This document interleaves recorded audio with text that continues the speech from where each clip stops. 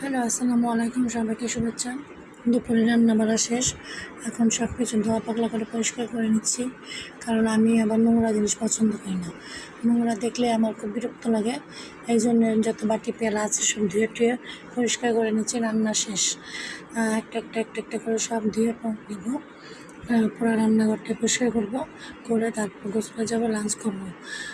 এই জন্য লাঞ্চ করার আগে, ফ্রেশ হওয়ার আগে নিজে ফ্রেশ হওয়ার আগে রান্নাঘরটাকে পরিষ্কার করতেছি। রান্নাঘর পরিষ্কার থাকলে তো একটা বাসার তৃপ্তি আসে। রান্নাঘরটা যদি নোংরা থাকে তাহলে কোনো কিছুতেই ভালো লাগে না। আমি নোংরা জিনিস আর এলোমেলো জিনিস একদমই পছন্দ করি না। আমি সবসময় চেষ্টা করি কাজের পরে সকল কিছু পরিষ্কার পরিচ্ছন্ন করে সঠিক জায়গায় রাখতে। তাই তো নিজে তড়িঘড়ি করে সকল কাজ শেষ করে নিচ্ছি, যাতে করে সঠিক সময়ে সঠিক কাজটা কমপ্লিট করতে পারি। আর আমার নোংরা থালা বাটি একটু জিনিসপত্র দেখলে শরীর ঘিনঘিন করে। একদম পুরো কাজ শেষ। এখন যাব শাওয়ার নিয়ে এসে দুপুরে লাঞ্চ করব। সবাই ভালো থাকবেন, আমার পেজটা সাবস্ক্রাইব করে দেবেন। ধন্যবাদ। আল্লাহ হাফেজ।